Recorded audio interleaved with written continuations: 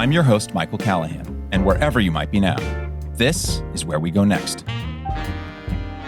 And Sarah Hepola is the author of the 2015 bestselling memoir, Blackout, Remembering the Things I Drank to Forget.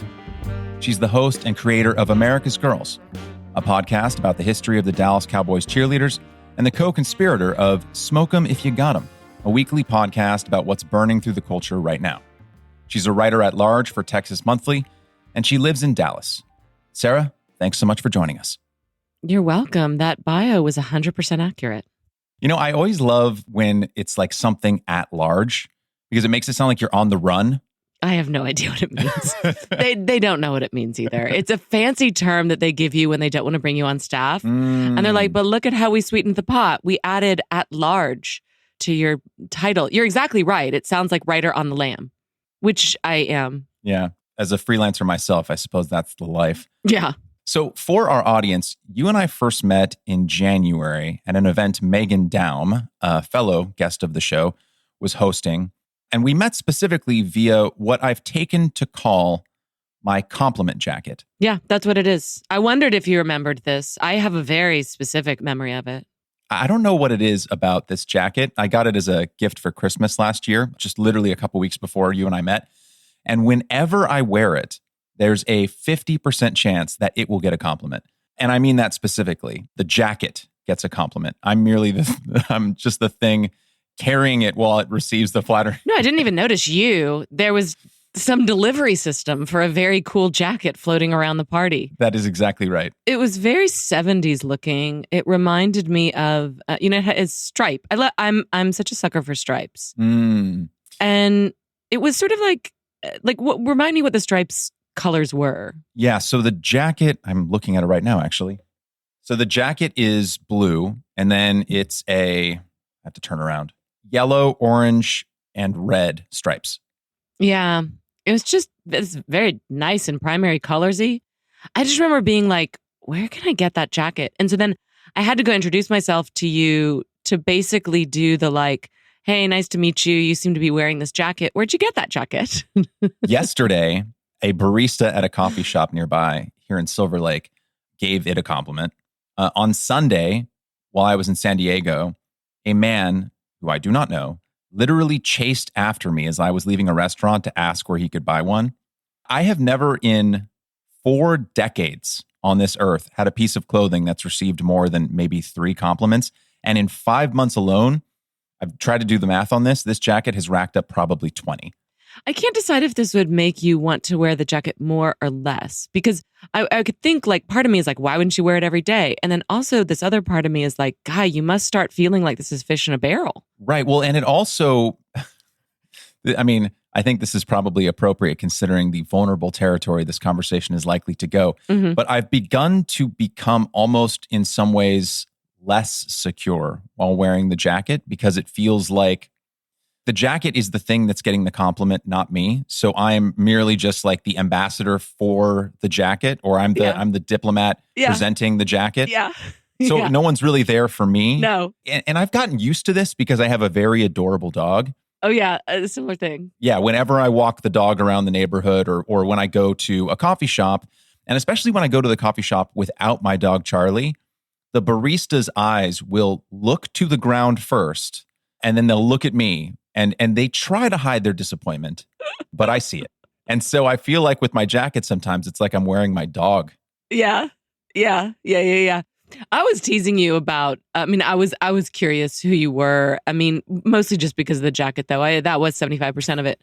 But this reminds me of when, I spent a lot of my early 20s pretty heavy. I was a very heavy drinker. And between the booze and the breakfast tacos to repair the damage of the booze, I was carrying around a lot of extra weight. So when I did quit drinking at 35, I lost a lot of weight. And it was very strange. Like for a decade and a half, I'd been like, why doesn't anybody think I'm hot? Everybody needs to think I'm attractive. And wah. And then guys started finding me very attractive. And I was like, they don't even see me. They don't even know that I'm funny. I remember having a date with this one guy, and he was like, it's like sitting with Nicole Kidman. And I was like, right, except that I'm 7 inches shorter and like 20 pounds heavier, but fine. And he was like, it's just, you're like Nicole Kidman. And I was like, I'm not. at all. And it was so strange to me.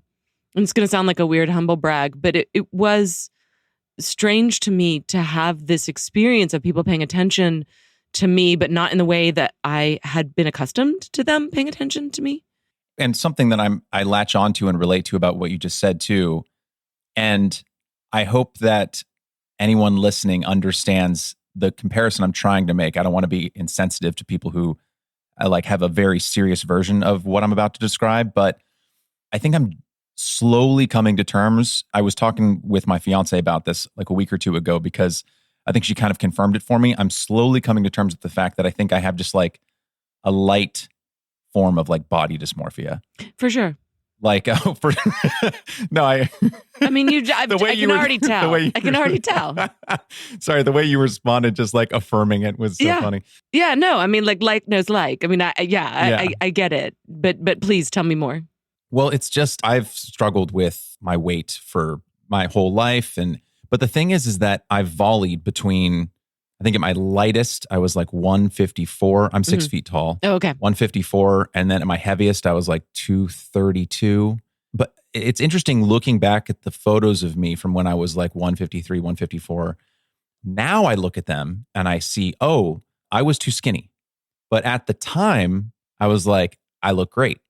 And I realized that I have this thing where if I even just have like a little bit of fat on me, I feel enormous. And I feel unattractive, and I feel like I don't deserve any compliments that anyone is giving me. And so that's what I latched on to what you were saying earlier, where it's like, I wonder what it is inside of us where when we get a compliment, we feel the need to deflect it or deflate it or make it out like, oh, this person is just trying to be nice to me and they're lying to me. Yeah. I mean, a couple of things were going on for me in that one moment. One is that, like you have, kind of suggested here, it felt unearned, right? Like, no, that's not true. I don't look like Nicole Kidman. Now, people have told me I look like Nicole Kidman since I was 13 years old because we actually do kind of in the face look alike. But my body has changed so much over the years. She's this tall, lithe thing, and I have just been this shape-shifting, 5'2" fire plug, right? You threw some numbers out on the table. I'll go ahead and do it too. I'm 5'2", and I never get below like maybe 130 because I'm pretty curvy, but I went up to like 190 when I was drinking. So I was much heavier. And part of the confusion for me is like, I've had times where I was 190 and I was like, I look awesome. And then I'd see pictures of myself and be like, oh my God, is that what I look like? And then I've had times where I was 130 and I was like, this isn't what I wanted it to be. And I see pictures and I'm like, whoa, is that what I look like? My ability to kind of filter my actual appearance through my own mood and self-image, it's just quite a distortion machine. But I don't know if this is body dysmorphia. Maybe it is. And certainly I think anybody that struggled with weight knows the experience of having like a couple pounds extra and then it just feels like so much more. I know that. And this thing has been going on I'm 48 years old. So I've been up and down and all around for a good 38 years now because I stopped growing at 10 years old. Like I was 5'2" at 10 and that stayed the same. But the rest of me was shape-shifting throughout the years and my attitudes about it have whipsawed all around. And I've come to see it as one of the most complicated relationships of my life, which is my relationship to my own body. Yes. I'm going to go out on a limb here because I wonder if we're also similar in this other way, because I wonder if these two things are related. In the same way that when I look at a photo of myself, like a year after it's been taken, I can see that I'm attractive. Yeah. And I mean that in like I'm no Brad Pitt, but what I mean is like. Yeah, you're bragging right now. It's fine. You're super hot. It's okay. No, it's fine. You look like George Clooney. Thank you so much. I guess what I mean is whenever I see a photo of myself immediately after it's been taken, I hate it. Yeah. It's why I have very few photos of me and my fiance, or when she wants to take a photo of me, I usually try and talk her out of it, even though I'll take like 1,000 photos of her a day. I could not take enough photos of her.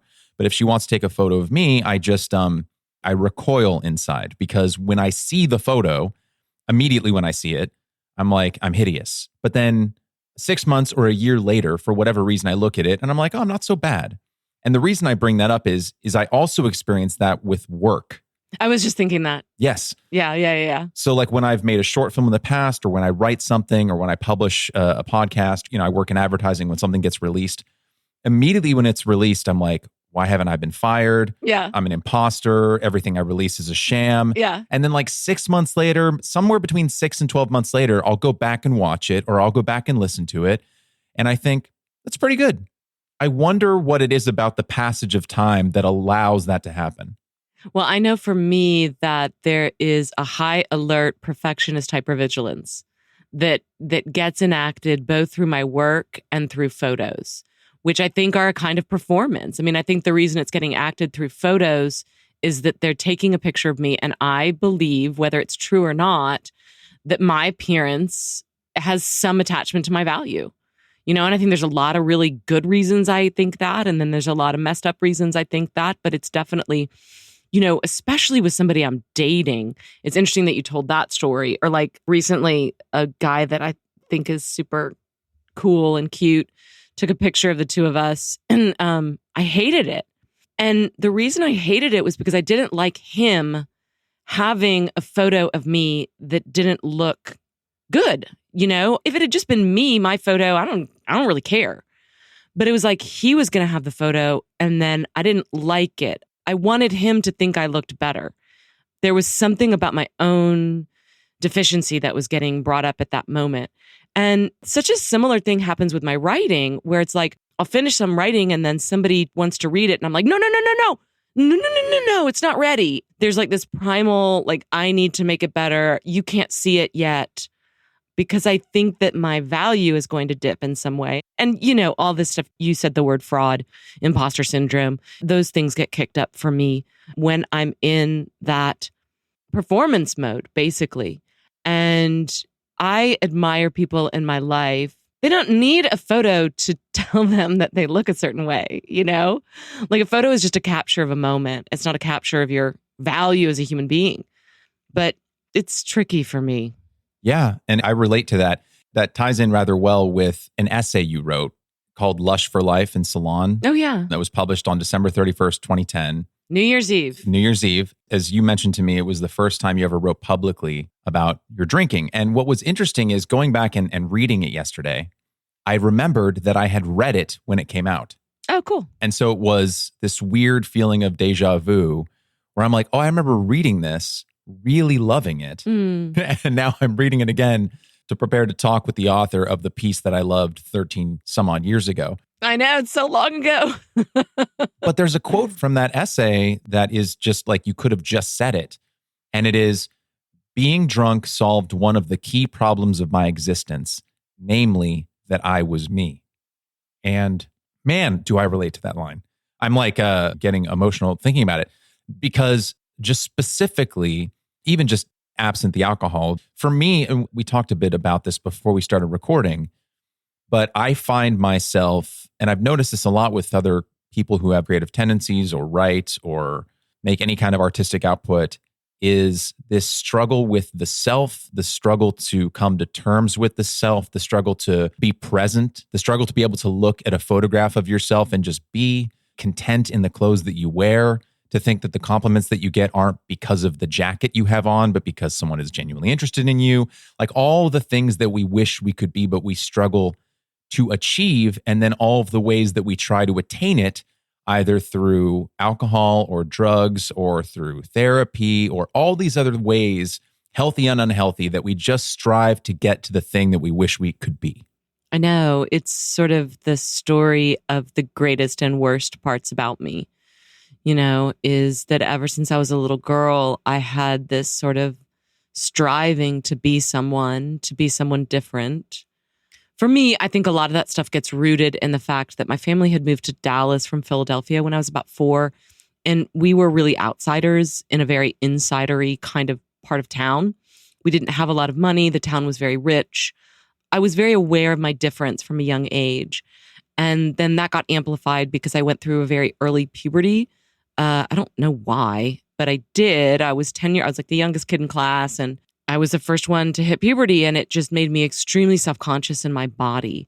And I started wearing like huge sweaters. And I found drinking not long after that. Like, it was the 80s. And, this is the age of like teen sex romps and Porkies. Yeah. Jodie Foster playing a prostitute at 13 in Taxi Driver. I guess that's the 70s. But, it was not that strange that my drinking career like ramped up at the age of 13. It was a very long road. And the first time I got drunk, I was like 11 years old. But I got so freaked out that I didn't do it for another 2 years. And then when I was 13, I looked much older and I was hanging out with my older cousins' guy friends. They'd all graduated high school and they thought I was their age. And, of course, that was just like the biggest compliment to me. And I got myself into all sorts of trouble and adventure because I think as much as I was over my head in those moments, I was also very much wanting to be over my head. I did not have a lot of male attention back at the school where I went. I wanted things to happen for me. Girls were getting kissed. Girls were getting boyfriends. I didn't get those things. And drinking felt like it was the red carpet to adventure. And, I kept taking that carpet ride for a very long time. But I wrote that story when I was 36 years old. I was about 6 months sober. And I was still not sure if, to be honest, I wrote that story for a kind of insurance to keep myself from slipping back because I had tried to quit several times and I kept getting like 2 or 3 months and then I'd be like, fuck it. And then I'd find myself, it was kind of like this spin cycle of defeat. I mean, it was just back to the beginning. I always thought of it as like chutes and ladders. Like you think you're at the end and then you get the chute all the way back to the beginning again. That's what a couple years of my life had been like. And I wanted to push past that point. So I wanted to kind of go public with what was going on in my life. I was having a lot of trouble committing to AA for kind of like boilerplate reasons. I was having a lot of trouble committing to a life of no drinking because it was all I had known for, 20, 25 years. Well, if you'll allow me, I'd like to read a passage at the end of that essay. Oh, yeah. You wrote, 6 months ago, I woke up from a lovely wedding reception and couldn't remember how I'd gotten home. It wasn't particularly dramatic. Nothing was amiss in the apartment. My head wasn't aflame. Mostly what I felt was a blueness. And I remember thinking, above all other things, that the answer to any question I could think of was no. I would never change. I would never quit drinking. I would wake up in dog beds every Sunday morning for the rest of my life, and I would be the sweet, heartbroken little lush someone had to carry out of the bar. What a failure of creativity. What a narrow little pinhole I was staring through. I was 36 years old, and I thought that was just it. I decided to quit drinking for 1 day, and then I tried a month, and then 6. Honestly, it's kind of how I drank, too, when I was trying to cut down. Well, I'll just have 1 beer. Okay, I'll have 4. Wait, 4 makes me think 6 would be really good. I have no idea if I've quit drinking forever. Who knows if they've stopped doing anything forever? I don't even know if I want HBO next year. But that unpredictability is kind of the point right now. That there is the possibility of another story that's different from the one that came before.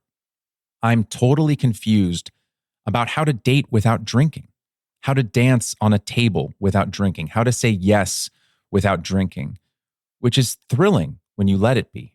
A question mark that stretches into the horizon instead of hanging grimly over the night that passed.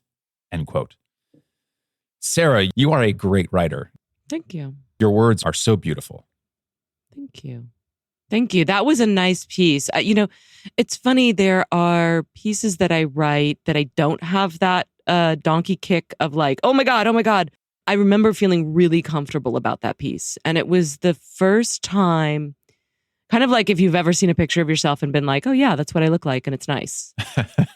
Yes. You're not like the hottest person ever and you're not a troll. You're just like kind of a person.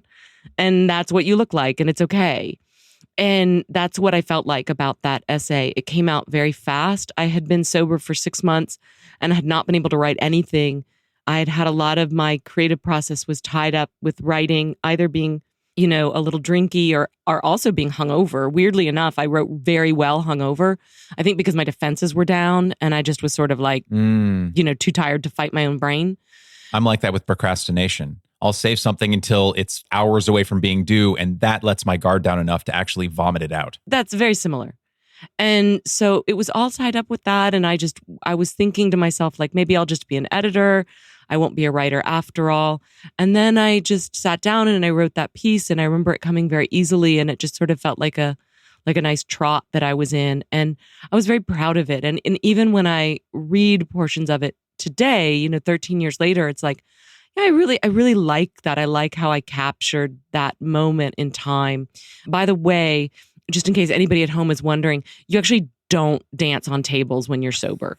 So that part of the mystery, at least in these 13 years, I have danced, never on tables. They don't seem to demand it. Floors seem to be fine. Yeah. But anyway, it was the moment that I realized I could still write. And then when the story did pretty well and we put it out on New Year's Eve, it was a little bit of a like, hey, in case tomorrow you're feeling a little hungover, a little shame, a little regret, maybe this is something you could read. It did really well. I got a lot of praise for it. And I started to think that maybe there was a book in this. And then there was. And that was the book that you published in 2015. Mm-hmm. Yeah, it took 3 years or so to write that book. I mean, again, part of my issue with myself too is that, these are related actually. For all my criticizing myself and hypervigilance and like, oh, you're an idiot, I'm also like way too grandiose. And I'm like, oh, I'm going to write this book in 6 months. And then, of course, it took me 3 years. I was way off. I had to have a lot of false starts and kind of dead ends. I'd never written something so long. It doesn't just happen. That like, oh, okay, you're used to running wind sprints, like go run a marathon, it's going to be a breeze.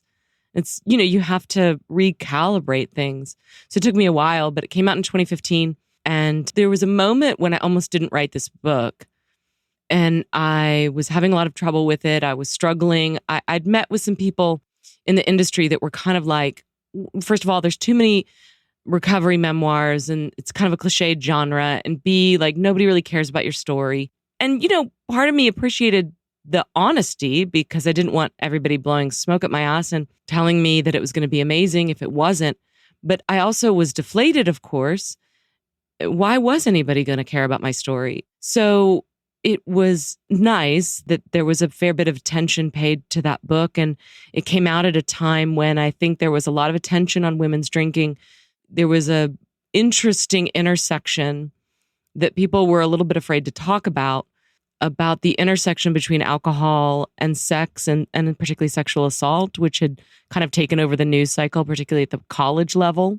This is a few years before Me Too, but you're starting to hear just a drumbeat around consent and sexual assault and rape. The phrase rape culture had become very popular. And a lot of people didn't want to talk about drinking. And I was coming out of, I was 5 years sober at the time, but I'd come out of decades of drinking life where alcohol and sex were so tied up. It was like, how could you separate those two things? So anyway, I think that was part of why that book got the attention that it did. But it was, I will tell you one other thing too, while we're on the topic of unearned compliments or privilege or whatever. That book became a New York Times bestseller. And I'll never forget the day that I got the call, because it was like a dream of mine, as it is for many writers, to be on the bestseller list. And I remember thinking at the time, like, I'm never going to not be a bestseller. Like, I'm always going to have this. I was so worried that I was a fraud. I was an imposter. And I didn't realize that, like, give me enough time and I'll turn this into its own, tourniquet. It wasn't long before I was like, I'll never write another bestseller. Like, I didn't deserve that first best-selling book. I just lucked into it. I'm going to disappoint everyone with the next book. It was interesting watching me take something that was really like a dream of mine and watch me turn it into to my own liability. The older I've gotten, the more I understand why Harper Lee never published a second book. Totally. As a kid, I read To Kill a Mockingbird, and I was like, this is fantastic. She is an amazing writer. Why did she never publish again? And then as you get older, you realize it's a self-sabotage of a kind. But if you put out something great, whatever it is, then the fear starts to creep in. Oh, what if I can't top it? Because if something is truly great and well received and a bestseller and acclaimed, and if you don't at least match it, then everyone's going to be like, I guess that's the best she could do. But really, that's just a story you tell yourself. It's a story you tell yourself to protect yourself. General you, that might not be the story you're telling yourself, but it's certainly a story I tell myself. Well, look, if I only write one book, that's a pretty damn good little book. I'll be happy with it. It'll be on my obituary in my local paper. It's fine. But I think there's this other part of me that's just insatiable, also like terrified of disappointing people. Like that's like weird. My parents were very easily pleased, so it doesn't really come from them. I don't really know where this thing about like, I'm going to fail everybody, I'm going to disappoint everyone comes from, but I have it pretty big time. I think there might have been some wisdom in me just pushing out a book a couple years after I did Blackout, but I didn't. I toured on Blackout for like 2 years. I kept it going as long as I could because like the speaking engagements were coming in and the writing stuff, it was still big, and I was getting interviews for just a long, long time. And then, then I kind of fell into some writer's block. And then it was like 4 years had passed, and then 5 years had passed. And I was like, every year that passed was like raising the stakes on this next thing. It was like, well, I guess it's going to be pretty good. And I was like, oh, great. Now you add another year to this thing. It's been 8 years and I'm working on a second book, but I've been working on it for like 3 years now, at least. This is Unattached? Yeah. Unattached is the title that I finally settled on. And it's a book about being in my 40s and not having children, not being married, but having expected both of those things. I think around the time I turned 40, I was reading a lot of stories about kind of like the childless by choice movement. And I was the personal essays writer at Salon, editor, at Salon for many years. And so I was editing a lot of stories that were about women wanting to stay single, this kind of new empowering solohood. I was a part of it, but I was sort of an ambivalent part of it. I never saw myself in the stories of these people that were like, thank God I don't have kids. Thank God I don't have a husband. I was like, what the hell happened? I had always wanted to have both those things. Even back in college, when my friends were declaring like, oh, I'm not going to have kids, I'm not going to be married, I was like, oh, okay, I am. And then they all got married and they all had kids and I didn't. And so I was interested in investigating kind of the personal choices that I had made and also the choices that I didn't make. And then the ways that culture was changing, and culture is kind of tracking along with the story that I'm telling. And people are getting married less, they're having children less. There are going to be a lot of women emerging into their 40s kind of going like, oh, I guess I'm not going to do all that. Then, of course, because of technology and all the different things, people will be like, you can do it. You can have a child on your own. And, I go through that phase too. I mean, that's kind of a miracle and a giant complication is the door never really closes. You could keep opening it if you wanted to indefinitely. With science, we've achieved the near biblical. The woman in the Old Testament who... So her name is Sarah. Yeah, there you go. Who had a child much later than anticipated. Yeah, I know. It's fascinating. I did a story on fertility tests for young women for like Harper's or something. It was basically an excuse to get myself to New York and meet a fertility doctor. So I did an interview with him, and then in the afternoon, I did my own fertility test. Anyway, he was telling me these fascinating things about the ways that fertility treatment was evolving. First of all, women can have their own child up to the age of 50 because you can implant embryos in their uterus, but they think it's probably going to be going on to 55. The thing that blew my mind was he was telling me that they were learning how to combine basically two gay men, like to get sperm and combine that and have a baby without an egg. And also for women to have two eggs and fertilize it without sperm. And I was like, that doesn't even make sense.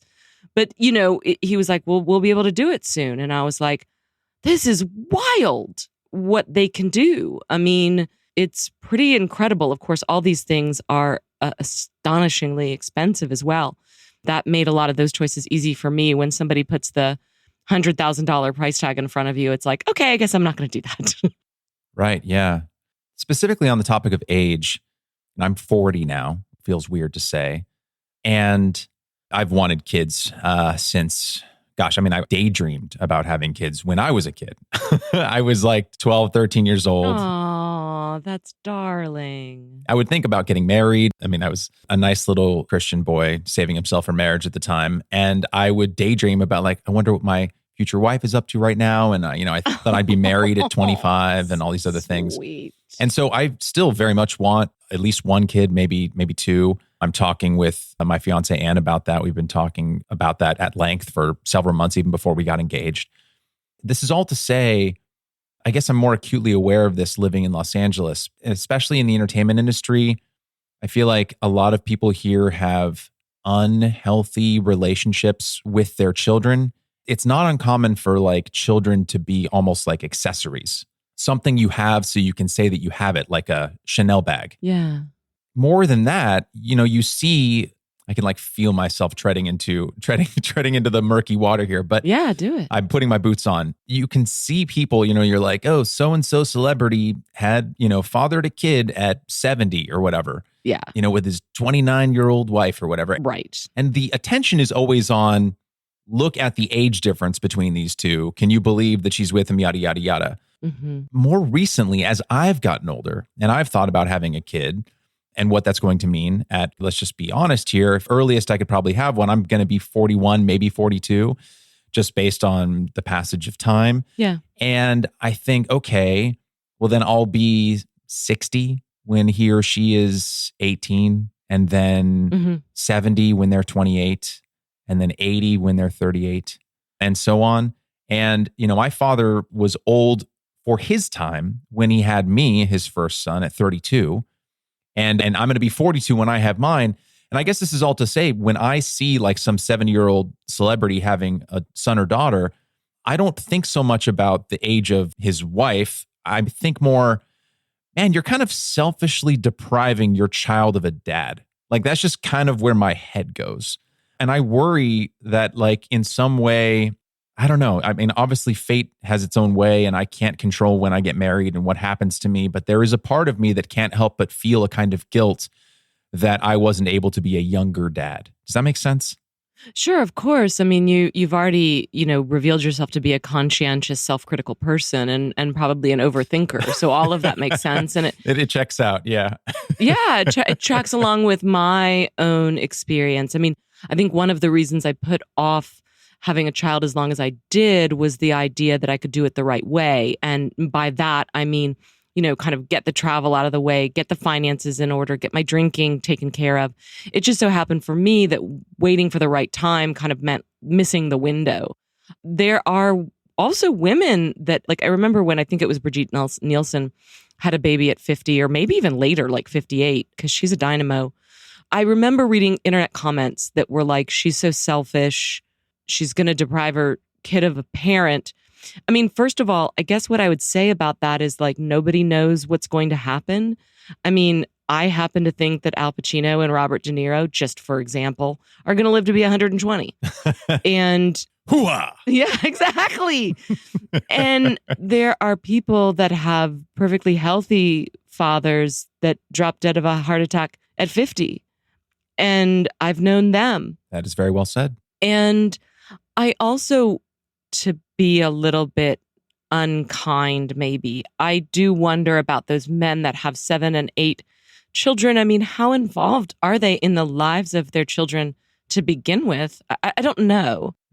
But I guess there's an extent to which we are a little bit cursed with knowledge. And a lot of us are just like worst case scenarioing ourselves out of action repeatedly. And it's kind of like, I see this happening all over the internet, all across culture. It's like, well, don't do that because this might happen. It's the same way of like, don't let your child play on the playground because they might fall off and die. It's like, well, 1 out of a million, or like kids can't walk to school because they might get abducted. Okay, well, like the statistics on that are like so low and so much lower than you're getting in an accident when you drive them to school. But the perceived fear is so great that it becomes paralyzing. So I think we all have this internet problem of like too much knowledge, and you have to kind of push past that to create some kind of life. There were all sorts of reasons not to write the book that I did. I wrote it. I'm so glad I did. I think there are so many good reasons valid reasons for you not to be a father at 42, but there's so many better reasons for you to do it. And I suspect if I were to look into the crystal ball that contains your future while you're wearing that jacket, got to wear that to the birth.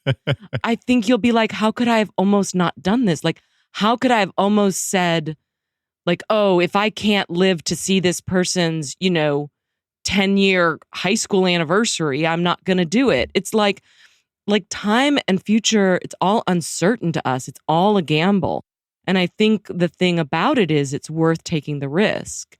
And, I just think, first of all, I think it's really dear that you were dreaming of being a father at 12. And I don't know why I think that's so dear, because I was too, but it's so interesting. You were dreaming about being a father at 12? No, I was dreaming about being a mom and being like having a family, right? I was also, by the way, dreaming of being a pop star and a director. This is my problem. But I was dreaming a lot of things.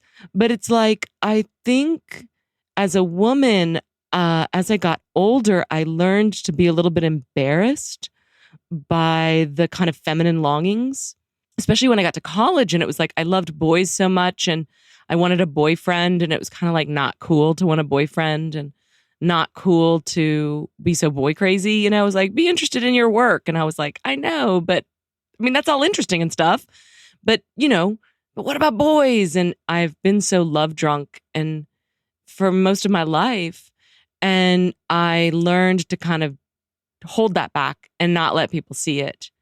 Of course, it would just gush out when I drank. And, now I don't try to hold that back as much anymore. And even at 48, I wouldn't say I'm boy crazy, but like I'm not done. I'll say that, like I still date, I still fall in love, I still get mentally obsessed. I still there's so many things that still feel like they're out there available for me. The mystery continues. Gosh, I guess that was a long answer to what my book is about. That's quite all right. There's a lot there in a good way. One thing that you touched on that I think is really relevant to society at large is I think that we are overcome with a viral kind of safetyism that is overtaking society. One of, I think, the most important guests I've had on in terms of sometimes I'll have guests on because I'm like, oh, this is just going to be a really interesting person to speak with. And then sometimes I have guests on. I'm not going to say beyond the next one which ones those are, but sometimes I have guests on because I'm like, I want to have them on as like a statement of my principles. Yeah. Or like, I want to have them on as a statement for like, I think this is important in society and we should pay attention to it. And one of those guests is Lenore Skenazy. Oh, I know Lenore. She's so cool. She is fantastic and lovely and wonderful and replies to every email I send her within like 2 minutes. I have no idea how she does it. She is such an ambitious and busy woman. And yet like she responds to me like I've been her friend for 30 years. She rightly points out, as you have, that it's the curse of knowledge. The internet is the apple in the Garden of Eden, but it's like an apple of lies. It makes us think that there's a demon around every corner that's going to snatch up our children or that's going to murder us in an alley. Like I've spoken about this at length with other guests. There are broad parts of the social justice movement that I am a out and out fan of. Sure. But what worries me about some of it is the same thing. It's connected. It's the same thing that worries me about the parents who in many ways are robbing their children of childhood by thinking that their kids in rural Idaho are going to get murdered if they ride their bike alone, for an hour. If every single time we see someone being mistreated by a police officer, let's just say it, like murdered unjustly by a police officer, in a country with, 50 million encounters between police and citizens every year, one loss of life is awful. But in the age of social media, where every child kidnapping is plastered all over every feed you read, or every unjust police killing is retweeted 8 million times, a single event or a rare event seems ever present and absolutely ubiquitous. Yes. And that leads to this situation where we're afraid for our lives and thereby robbing ourselves of lives to live because we're so scared all the time. That's right. And I worry that that's what's happening with kids with like things like climate change. Yeah. Like you said, to throw it back to you, Sarah, it's like I've heard people my age and younger who say, and I say this with kindness to them because I wish that they would snap out of it. They say things like, I could never imagine bringing a child into the world as it is right now. Right. I would feel irresponsible doing that. And all I can think of is like, there has never been a better time in all of human history to bring a child into this world compared to what once was. Don't you find, though, that it's like people don't have ears for that? Yeah. Yeah. I sometimes try to argue, like, well, you know, women used to die in childbirth. I saw this around the feminist movement of I would say like 14 to 18 or so, was very much into this idea of like, you know, women are oppressed, women are in danger. And I was like, women have never had it better in human history. Like, there are so many ways that we have freedom that earlier generations would just be astonished. But I also see it around this issue of child rearing. And this one I kind of tend to shut it on because I don't have kids. But I have, you know, listened to friends of mine who have had kids, you know, like break down in tears and be like, I can't believe I've done this. You would think they had killed their children, not given their children lives. And, you know, I think it is so hard to keep your head like rational when the internet is like this emotional wave crashing over you all the time. I used to date a homicide detective, and he looked at the world through a very like yellow lens. And what I mean is, like, if we passed a dumpster, he was like, what's going to jump out of it? When he saw people walking into a store, he was like, are they casing the joint? I was like, oh no, they just want water. Because of his job, he saw the world entirely in terms of threat. And I saw the drain that made on him. And I feel like 15 years later, it's like all my friends are like that. Like, all my friends go through the world like homicide detectives, and they listen to these true crime podcasts and they freak themselves out with all the things that could happen in the world. They start to get afraid of like every alleyway, every car that's slowing down, you know, and then of course there's the news cycle, and then you've talked about climate catastrophe. So for a little while, I had gotten very casual about saying like, oh, the world's falling apart. The world's falling apart. It's a dumpster. And I've stopped doing that because I think that reiterates this idea that we're in an actual catastrophe. And I think we are in a very, very fraught and challenging time. You know, the country has never felt so split in my lifetime. But one of the things I like to do is to go back and read stories from the late 60s, early 70s. I read a lot of Tom Wolfe, a lot of his essays around that time. I also sometimes watch like old Crossfires with William F. Buckley, where he's got like Black Panthers on, or Norman Mailer, you know, and you get a sense of just what an echo of that moment this is, you know, that people really did feel like the world was falling apart. And thank God they kept having children, right? My brother wouldn't be here. I wouldn't be here. The world has always been a dangerous place. As you pointed out, it's a safer one than it used to be. It's just that the perception of danger is so nose to nose with us because it's in our feeds all the time. You're articulating something that, how do I word this, Sarah? I have a lot of personal experience with depression, the clinical, dark, bottomless depression, the suicidal ideation. Just, I got the whole package. And I don't know what's happening to society at large, but in some ways, I recognize some of my worst illogical cognitive behavioral therapy-esque tendencies playing out at a societal level and being encouraged. And it worries me. Yep.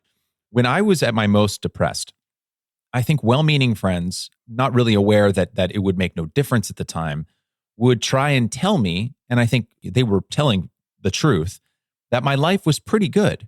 The problem is that when you're clinically depressed, that none of that matters. You could have, I mean, that's why when, you know, someone will take a friend or a colleague or a famous actor or whatever takes their own life, people who don't have experience with that kind of just blackness will say, but they were married, they had kids, they just got a promotion, they had a book out, blah, blah, blah. Why did they do it? It doesn't make any sense. And in that way, depression, suicide is nonsensical. This is all to say, it's like when I was in my darkest, most depressed, clinically depressed moments, no amount of good news that was right, that was true, that was factual could shake me out of it. And more than that, I was offended when they would try and tell me how actually good my life was. I was offended because I felt like they weren't acknowledging my depression. Like I just wanted it to be acknowledged. And so when you give facts to, friends of yours or colleagues and be like, hey, like there's never been a better time to be a parent, your chances of dying in childbirth are ultra rare. Like you had a 1 in 5 chance 200 years ago. And Yeah. all the things that are legitimately true. Right.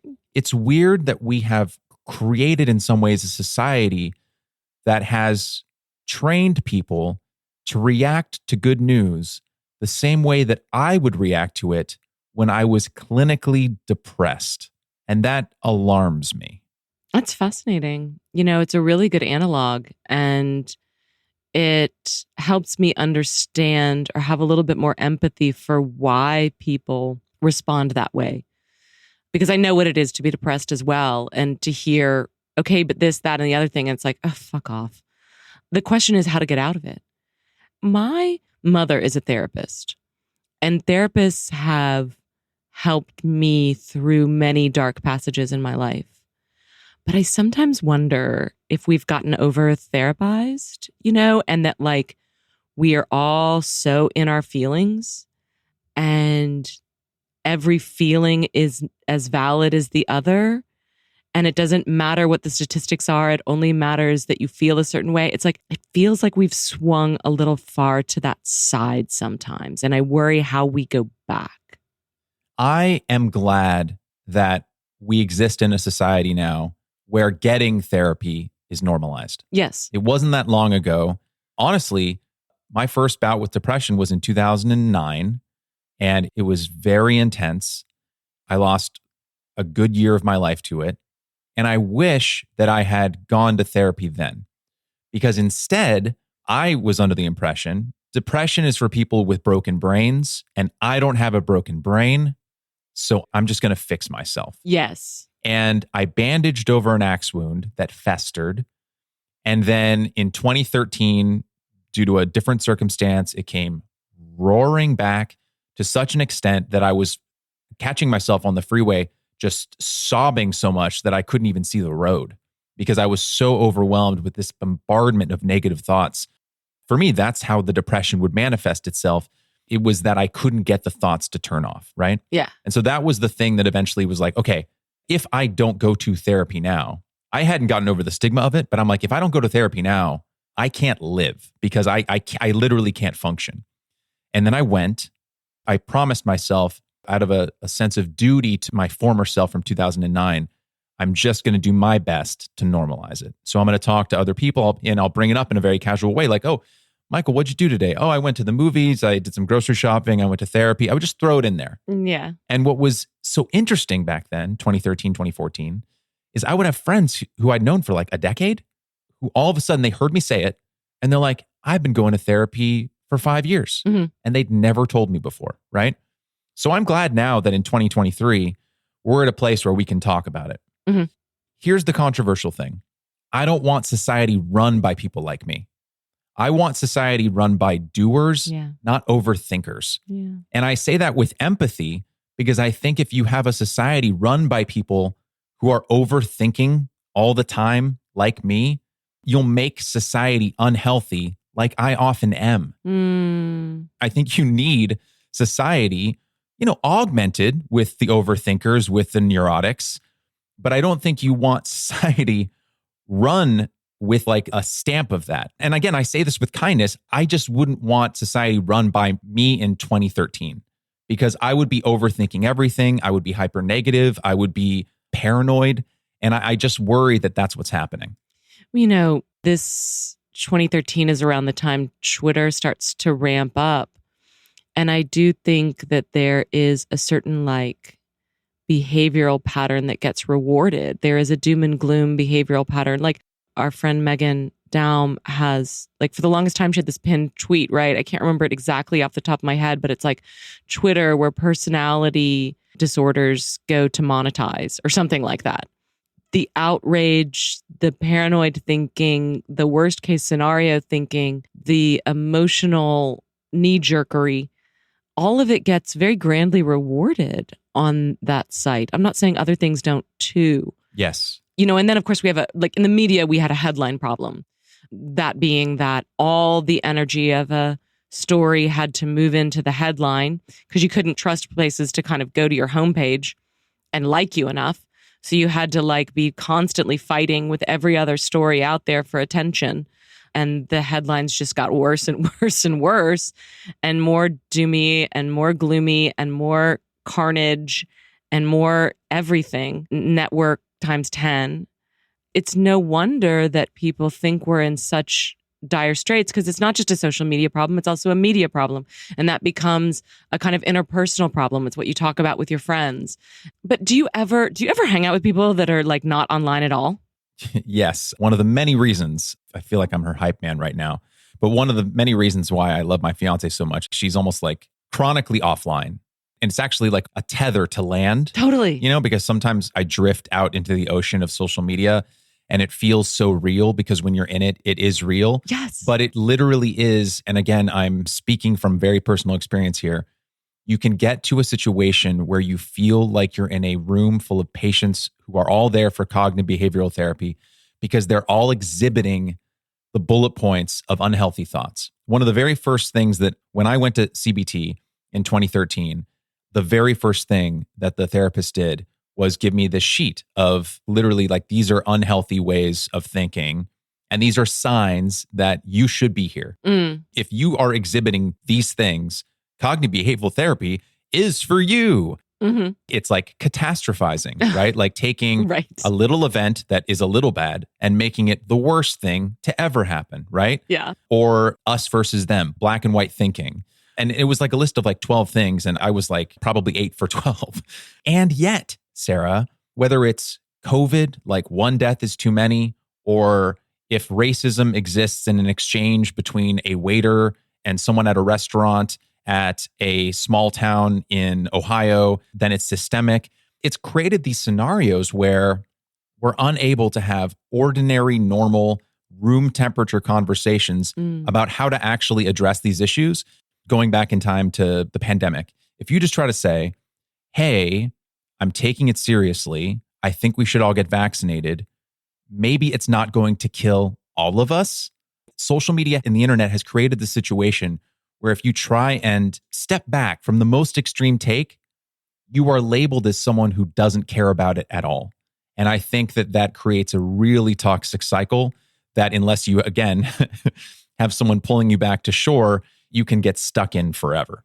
Oh, yeah, 100%. And, you know, it's that weird thing of like, is social media real or is it not? And of course it is, because there are real world consequences for those conversations. You know, people lose jobs, they gain jobs, status rises and falls. All those things have real world echoes and consequences. But I find it so wonderful and grounding. I have a bunch of friends in Dallas that just don't even give a shit about all this stuff. And it's like, sometimes it's hard, you know, because I'll find myself being like, what do I have to talk about? Because all I want to talk about is like, and this happened on Twitter, and this happened on Twitter, and then so-and-so did so-and-so. And it's like, stop it. Stop it. You know, like there is so much more to life. And I find that those people don't have the catastrophizing that you've described. I would love to see that list that your therapist gave you, because I think you could put it on the internet and just go down the checklist of like, yep, Twitter does all of this. Back when I was on Twitter, I posted that list. It was a PDF. I posted the list. It went like a little viral. And one of the reasons why I got off Twitter was not just because it's an insane asylum in many ways, but also because it gives you that dopamine hit, which makes you think that you're doing something when in fact you're doing nothing at all. In many ways, it really is like a drug. It makes you feel like, oh, I wrote a tweet and the tweet got 10,000 likes. And so that's important. And I've done something today. Oh, yeah. And then it evaporates into nothingness and you are actually exactly where you started. Yeah. I mean, the reason I'm still on Twitter is that I still find it to be a pretty profound conduit to the news cycle. It is, you know, I don't watch cable news. I cannot watch cable news. I mean, I'm just not interested. I don't really listen to NPR anymore. I listen to podcasts. And then, you know, I really rely on Twitter to kind of know what's going on. And because of my job, I'm not a really hardcore breaking news journalist, but I am somebody that writes about culture. if I don't do it, I do start to feel like I'm too detached. So for me, it's hard to like, what's the balance of like dipping a toe in enough, but not getting pulled into the stream? I've definitely had a couple nights where like my eyeballs were glued. Like the day of the George Floyd protests or riots or whatever you want to call them, I couldn't stop watching Twitter. I was like toggling between cities and partisanships and viewpoints and threads. I mean, it was just wild. I'd never seen that much kind of like 3D information at once, meaning that it wasn't coming through this like curated news channel. It was like hitting me from all sides. It was almost like an orgy of news information. It was really, I mean, I think it was a little bit like addicting. You lose patience for other things. And it can destroy your attention span. Yeah. I find it hard to read full books now. Yeah. When I was a kid, I could read, and I say this with just like, I'm thinking about it now, and it just in some ways makes me profoundly sad because I've tried to recapture it, and I feel like a part of my brain no longer exists that I had in the 90s, like it's been lobotomized. Uh-huh. When I was, 12, 13, 14 years old, I could just lie on the carpet of my parents' home with a book for like 5 hours, 6 hours at a stretch and just read and get lost in it. Yeah. And now I'll make my way halfway through an article and I'll be like, but what's on Reddit? Did I get an email? I get pulled away. I feel like something important was lost. The distractibility quotient of it is really dangerous and frustrating, and I struggle with it too. But I'll tell you what, I think the American attention span is compromised. I think it's been shortened. But I'm not convinced it's gone because, people listen to these 3-hour, 4-hour podcasts. They listen to podcasts all day long. For me, podcasts are that uninterrupted attention stream. I don't have the ability to toggle over to other things. I do sometimes tend to be doing other things, meaning maybe they're mindless things like cleaning up or redoing my drawers or whatever the hell I'm doing. But it is deep attention. And that's one of the reasons I love the podcast medium. And you have to remember, books are wonderful, but stories are initially an oral tradition. The stories can be in all forms. They don't have to be like read in a book for you to get stories and to love stories and to fall into stories again. And I think as we continue to kind of move into the technology age, I think podcasts will open up into something else that are probably not even called podcasts. They're just called whatever, news. Like this is just how we do things. And we'll probably move away from that form of book reading, but that doesn't mean we'll abandon storytelling, I don't think. To a point you just made about podcasts being called something else, we are living in an age of like ever accelerating anachronisms. Yeah, I know. God. They're called podcasts because of the iPod. Right. And yet we still call them podcasts. But then again, we still call the supercomputers in our pockets phones. I know. This is such a good point. And it's not uncommon for the save button in an app to look like a floppy disk. Yep. So it's Yep. You're so right. Yeah. Wow. Yeah. That's so interesting. Yeah. Like electronic mail, email. Yeah. I mean, I'm thinking of other things that were just named for the earlier form of it, and all of those signifiers will just look bizarre to future civilizations. Of course, it took me a really long time to figure out that the tweet on Twitter was like a bird's tweet, and it was supposed to mimic the sounds of nature. I was like, It wasn't until I was outside once and I was like, is somebody tweeting me? And then I was like, oh no, it's an actual bird, you dumbass. Like they tried to mimic the sounds of nature. Oh, okay. It's interesting because it's like we're surrounded by the iconography of the things that we have killed. Yes. The internet and the USB drive and digital email killed the floppy disk. And I have an electric car and I still say step on the gas, which doesn't make any sense. Sure. And it's just like we have all these old lingering words that we're just piling up at an ever faster rate because our technology is advancing at an ever quicker pace. Well, it's a soft entry into becoming robots in the cloud. Yeah, like an episode of Black Mirror. Absolutely. If you'll allow me, I want to return to an earlier point regarding creativity. Yes. And that idea of when you really feel like you've captured something. I'd love to just explore how it works for you, because I find like even just explaining it, when I'm trying to write something down, I can see it in my mind. Like every idea that I have, all my ideas are perfect. It's me trying to capture the idea. Yeah. And I feel like I'm trying to wrap my arms around it and pull it from my mind onto the page. Yeah. And as I pull it, it slips, like pieces of it start slipping away.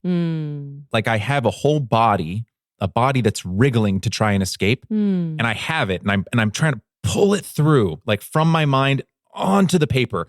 And as I pull it away, like fingers and toes and limbs start to just slip away until all I have on the page is like a stub.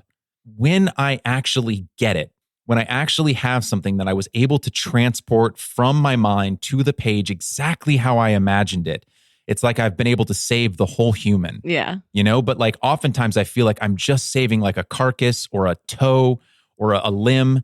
And it's always disappointing because I'm like, I wanted to save the whole being. Yeah. It's hard to describe, but like it's so satisfying when it happens, you know? Yeah, I like that analogy. I relate to it. It reminds me of, some things Zadie Smith had said about basically just that she is so disappointed and feels like such a failure at the end of each piece of her writing. That's the only thing that keeps her going is the idea that she will get it right the next time. It's this sort of endless, foolish optimism of like, next time, next time. I also remember hearing Tom Wolfe talk about like everything was perfect in his brain and then the heartbreak was watching it trickle onto the page. Your baby analogy, your poor baby getting ripped apart is very vivid for the agony of what it is not to be able to kind of transfer something. Very rarely feel like I see a piece of writing before I have it. I usually start with an idea or a thought or a sort of starting place. It's like I'm always sort of like nosing around for a feeling. And I think even in trying to write, it's not so much there's like a body I'm trying to recreate. It's like there's a feeling I'm trying to recreate. And that is even harder. It's really hard for me to figure out if I've done it right. One of the things I've learned about myself is that there is not a really strong correlation between my feeling good while writing something or about writing something and the success of that piece of writing. In other words, I can finish a piece of writing and be like, I fucking nailed it. And everyone will be like, what is this? Or I can just have an absolute anguish, teeth-pulling time. And then people read it and they're like, that was so much fun. And I'm like, wow, okay. So it is tricky for me. And I do different kinds of writing, like my primary mode of writing is the personal essay and memoir. And in that case, it can be really tricky because you're writing about your own life. And sometimes I don't have the best grasp on what's interesting about my life. Like it's not until I start talking to other people about the material that they'll be like, oh, that's really interesting. And I'm like, oh, I just thought that was normal. And so it can take a few rounds and a few different tries. Every once in a while, it's like a lightning strike, right? Like I'll just get it on the page and I'm like, that was amazing. That I just nailed it. But most of the time, I'm having to kind of push things out there, see what floats. A lot of it I like. The biggest problem with this book that I'm working on now is not that the sentences are bad. I tend to get a little bit too fixated on writing at the sentence level. It's that the larger story wasn't focused enough. I wasn't making choices that were very direct. Like the first book was kind of easy in this regard because it was a drinking story. So the biggest knock on Blackout, or not the biggest, but one of the big knocks on Blackout would be that it's predictable. Girl has drinking problem, girl gets sober. Like everybody knows where it's going. This one was so hard because it's like, where do I start? Where do I end? What do I focus on? Is it about relationships? Is it about my relationship to my body? Is it about children, but I don't have children? Is it about other people's children? So it was really, really hard and continues to be hard to figure out where to crop the frame. But I tend to be somebody that's always interested in getting the energy on the page. So I've just written reams and reams and reams and reams, literally millions of words. What I guess I'm trying to say is like, for me, there's been no deficit of good sentences, good phrases, good words. It's just putting them in a container that hangs together, right? and tells one complete story. It's macro stuff that's had me so hamstrung. And I continue to feel like, oh, I've got it. And then I'll show it to somebody and they're like, well, that's good. But it's like, is that telling the story you want to tell? And I'm like, I want to tell all stories. Stop being so difficult. It's very, very tricky. Yes. In a recent conversation you had with Megan Daum on her Unspeakable podcast, she said in that conversation, quote, so much of writing and creative work is about choosing. You choose what you're going to say, but mostly you choose what you're not going to say, end quote. I would just love to get your thoughts on this, Sarah. I imagine especially when it comes to writing something autobiographical. Like, I think it's difficult when writing anything, but it's important for folks who haven't done what you've done, who haven't tried to write about their own lives in this way, to understand this. There is a kind of almost intense compartmentalizing. You have to like slice off parts of your own biography in order to make it mean something larger, right? Like you have to be like, this is a story about this, right? Yeah. Have you seen, let me pull up the title of this. It was the story about the conductor. Tar? Yes. So the thing that I so loved about Tar that is so like idiosyncratic about it is that it has like themes, but it's very much like one would experience life almost, in that a lot of the scenes will just kind of happen. And it's only once you like kind of step away and like look at the whole thing as like a collage, do you kind of begin to understand what it may or may not have been about. Unlike most movies, it doesn't have like this driving, like this is a movie about blank, right? That's right. And I think it's really important for people to understand what you're articulating, which is that when you write a book about yourself, in order to give it a drive, in order to give it a pulse, a lift, a propulsion, you have to make it about quote unquote something. And what that means is that you have to lose a ton of what makes you you, of what makes your life life. Yeah, I actually think this is one of the hardest parts. People tend to think the hardest part of writing first person is kind of telling the truth or being vulnerable. They use that word a lot. I don't find that hard. Maybe it's because my mother was a therapist and I just sort of learned at an early age that it wasn't embarrassing to tell these things about your life. And I'm very aware that all that stuff is the good stuff. I mean, I don't mean to overstate it. There's things in my past that I'm like, I'd rather not tell that, But for the most part, I recognize those as the stuff that works, that people are going to like, and they're my trading cards. I think one of the biggest challenges is cutting out the stuff that you don't need. And it's hard because you're like, but I had a brother. I mean, like, I've never cut my brother out of a book, but I've cut him out of stories before. Like, you have to focus the light on what's relevant to the story. And it can be very confusing. And for me, sometimes feel like I'm not telling the whole truth. If I don't tell you, okay, but then this and that and the other thing, an editor's or a careful reader has to come in and be like, you know what, we don't need to hear those things. And it's like, I guess not. But, I was talking to somebody the other day and they heard that I was writing a second memoir and they were kind of like, wow, how have you had so many things happen to you and you've got 2 memoirs inside you? And I was like, okay, well, it does seem a little bit like egotistical. But the point I wanted to make to him was the first memoir was about drinking. So like it was only about my drinking life. Yes, there are other stories that were tangential, but unless they informed this story of drinking, they didn't go in. So really big stories like the homicide detective that I dated in my 30s and thought I was going to marry and was like head over heels in love with, and he left me very abruptly. Like that never went in that book.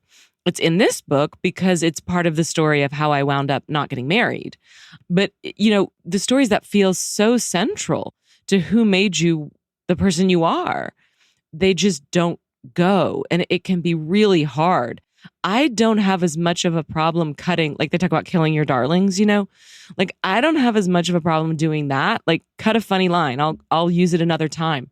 I have a much harder time being like, okay, we're going to cut the childhood chapter.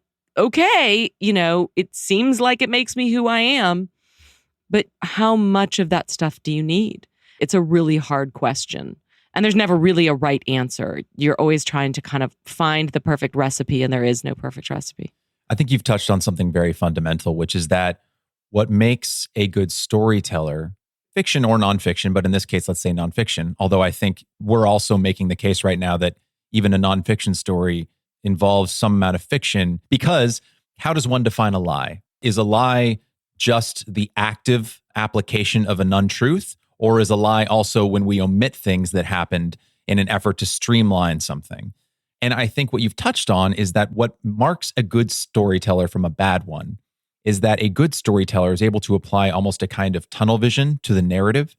I'm sure everyone has been on the end of a bad story, right? But all that makes it a bad story is that they just don't know what to remove. So they're telling you about their day.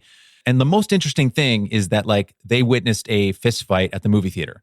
But what they're doing though is they're like, so we just had so much trouble looking for parking.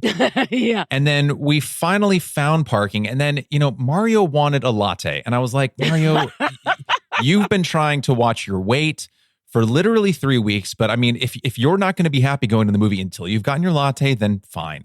And so then Mario, and like it takes them like 10 minutes to get to the most exciting part, right? Yeah. Now they're being truthful. That's right. They're telling us everything that happened. Yeah. But a good storyteller removes all of the detritus and gets us right to the most exciting and interesting part of it. There is a loss there. And I think what you touched on specifically, Sarah, is that I don't know if you experience as a kind of blueness or a kind of sadness, but like, I think that there is a reckoning that one has to do with oneself in a weird way where you have to be like, oh, wow, this part of my life that was incredibly interesting and emotional and personal and relevant to me is boring. Yes. And I should remove it. Yes. Oh God, it's been excruciating too, because this one is a lot about my dating life. And so like I've had drafts where every chapter was about a different guy. Like the book has changed since then. But it was excruciating to get feedback that was like, look, some of these guys are boring. And I was like, they're not. They're super interesting. I wrote them boring. Let me do it again. But the point is, you can only have so many characters. You can only have so many love stories. You can't just keep repeating. And yes, there are many, many times that something that is so important to me is not important to the story. And it can hurt to hear that a reader is bored or that a reader just doesn't care, because it's like, but I care so much. I feel like that's the dragon that a nonfiction writer must always be chasing. Yeah. It must feel like such a monumental achievement to catch the dragon. And that dragon is, if you can make me care and fall in love with the ex that you're talking about, yeah, if you can get me to see what you saw, to feel what you feel about him, man, what a win. Right. To go back to something you said earlier, how does one capture a feeling and put it on the page? Like, how can I ever understand what it felt like to nestle your head in the arm of a man who loved you in Mexico? How can I ever understand? And I'm referencing an actual particular piece that Sarah wrote. Like, how can I ever experience that, right? And like a really good writer can get me there. But capturing a feeling is difficult because it's kind of like trying to describe how the color blue smells. Yeah. Like you're trying to capture something ultra ephemeral and almost inarticulable, if that makes sense. Mm-hmm. Yeah, it's so funny too. The story that you referenced was about an ex of mine. We dated for about 2.5 years and we went to Mexico, and I thought he was going to propose to me on that trip and he didn't. And that was another story that came pretty easily. And I look back on that and I'm like, God, that's so frustrating, because I've been trying to write about bigger stories to me. Like that relationship didn't mean as much to me as some other stories did. And I think because of that, I had such a light touch with that story. I wasn't pushing too hard. And I think it works. And I think with these stories that mean so much to us, we want to push so hard. We want you to fall in love so bad. Yeah. And it's like the reader almost senses that and is like pulling away, like, stop pushing him on me, you know? Right. It's like when you're in a relationship or at the beginning of a relationship and you can tell that they're not as into you as you Yes. are into them, and they can feel your desperation. And Yes. the more you try to pull them closer to get them to love you as much as you love them, the more they pull away because they can feel how desperate you are. Yeah, there's some sort of like repulsion. And it's really interesting and tragic for me, because it's like the more I want you to love this person, the more you're going to be annoyed by them because you're sensing my desperation. So I've had to rattle that back in myself. Whereas when I wrote that Mexico story, I really didn't give a damn if anybody liked that guy. And, and then of course he's likable enough. Likable enough is what I'm going to give him. But I captured, I think, a certain familiar long-term relationship dynamic in that piece.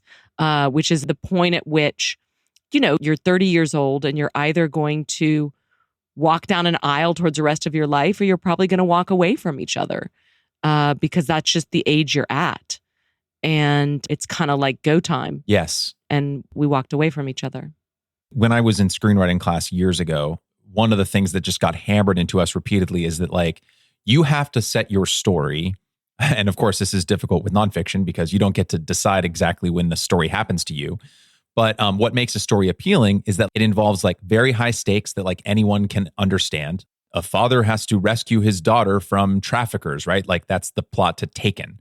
Like what are the stakes? Oh, like a dad's daughter has been kidnapped, right? Or like he doesn't travel back in time to fix how his parents met, then he will disappear, right? Like that's Back to the Future. It's like, what's a higher stake than you disappearing from existence, right? Sure. And I think when it comes to nonfiction, yeah, the stakes are high. You're on the cusp of 30. All of your friends are getting married. Yep. And everyone at a certain age understands what that is. Because I've been there. You go to wedding after wedding after wedding after wedding after wedding, and then the weddings stop. And now you're outside that window. And it just feels like there's a bus leaving and you're running to catch it, but you can't. Yeah.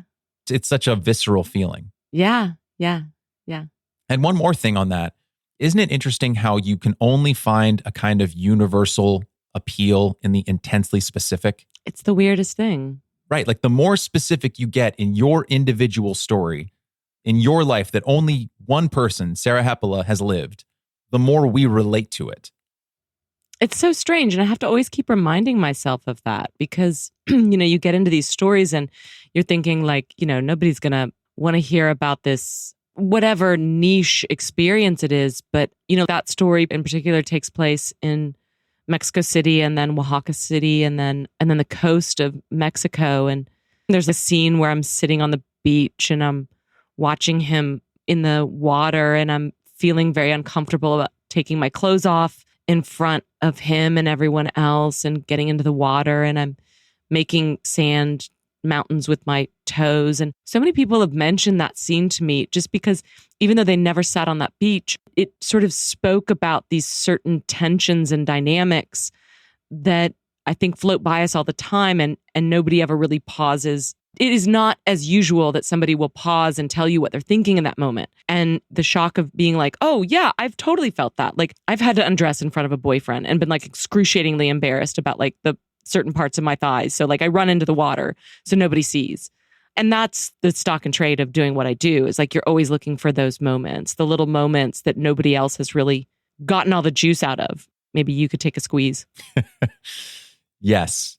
Well, and I have never been on a beach in Mexico. I've never been to Mexico City. I've never been to Oaxaca. I've never known what it's like to be a woman who is self-conscious about her body when she's on a beach and her boyfriend is imploring her to enter the water. I don't know what that is, but I know what elements of those feelings are like. And in the specificity of you describing your experience, I smell the color blue. I feel the feeling. Even though I haven't experienced that thing, I know what it's like to be in a relationship where I'm like, I feel like we're on the cusp of something going either way. And I feel an undercurrent of sadness that I don't want to acknowledge because if I do, then I make it real. I know what that feels like. And only through you getting hyper specific with what that scene was like for you, do I tap into that emotion that was long dormant in me that triggers the memory that relates to your experience. And it's also so interesting too, how, and I deeply relate to this because I feel like the same thing. It's like back to like the insecurities around bodies and stuff. Self-conscious about taking off one's clothes in front of someone who loves how one's body looks, and yet being able to be more vulnerable than 99% of the human populace when it comes to sharing deeply personal things in public. It's just an interesting dynamic that makes humans complex, I suppose. Yeah. Well, one thing, just to say, like one of the tensions, I probably didn't write about it in that piece, but that particular partner did not love the way that my body looked. And that was one of the reasons why it was not a good match. We shared criticisms of my body. That's another interesting thing that self-critical people can do. They can find people that confirm their own beliefs. But it is so true that I am so self-conscious and agonized about showing parts of myself. And then I'll just like rip off all the clothes on the page. I will say that is, I think, a form of control for me. My ability to get final cut on that in a way that I never get in real life is what allows me to do that. You know, it's mastering my own fear through the medium of writing, you know, especially with drinking and blackout stories, because a lot of that stuff was like, I had made such a fool of myself. I didn't know what I had done. You know, I had such a lack of control, a sense of powerlessness, that being able to write about it gave me a sense of power and mastery over it. You know, we've talked a bit about your upcoming book, Unattached, that you've been working on these last 3 years. And we've talked about what it means to be a writer of nonfiction and to have to look at oneself through that lens. Mm-hmm. So I guess my question is, through the process of revisiting yourself, reframing and pruning your own life like a hedge, what about looking back at your own life while writing this book? Have you learned about yourself or about your own life? What perspective has it given you on Sarah? Well, I think that starting out with this topic, the question for me was like, is it a gift or a curse that I wound up unattached? And there's a couple problems with that hypothetical, because wound up is not the right verb. I mean, my life is still ongoing. And B, I don't think anybody ever has the answer of whether a certain sliding door moment in their life was a gift or a curse. You kind of live in the unknowing. But I definitely had this sense or worry that I had made the wrong choices, that I had fallen for the wrong men, I had chased the wrong fires. And coming back to my own story, I have an enormous amount of empathy for the choices that I made. The men that I loved, I still love. You know, they didn't turn out to be men that I wound up with long term, but I love those experiences for me. Each of them opened my eyes in profound ways. I began this afraid that my life was less than, and I think as I, work on revisions, I feel like my life is really super full and that it just looks different than the way other stories are, and that's actually okay. That's actually great. For me, it's good for the market because you want to differentiate yourself, right? All stories are different, and mine is the same as all those different stories. So, yeah, I have a lot more empathy for myself. I think that even when I was drunk, even when I was young, even when I was head over heels in love and making maybe slightly questionable decisions, I think I'm somebody with a good head on her shoulders and a good heart inside of her. And I think that operates. I have a lot of forgiveness for myself. I'm so glad to hear that. You write with such beauty and incisiveness and tenderness. You're so good, right? And I don't know how you are about receiving compliments, but I'm okay with it. Well, that's good. Good. I'm glad you are. And I'm going to link to some of your essays that we've referenced here and some other ones. And I highly recommend to read some of Sarah's accounts of her own life. But this is all to say that I loved this conversation. I would love to have another one with you in the future. And more than anything, Sarah, I guess I'm just really glad I wore that jacket. I think you should wear it every day from now on. I'm going to get my own jacket and then I'm going to show up to an event and it's going to be embarrassing while you're there. But yes, I loved being on this podcast. Thank you for such a lovely conversation. Thank you.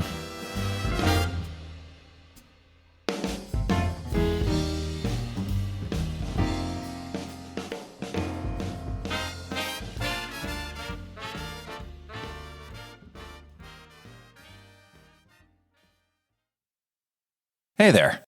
If you're hearing this, you're exactly the person this message is for.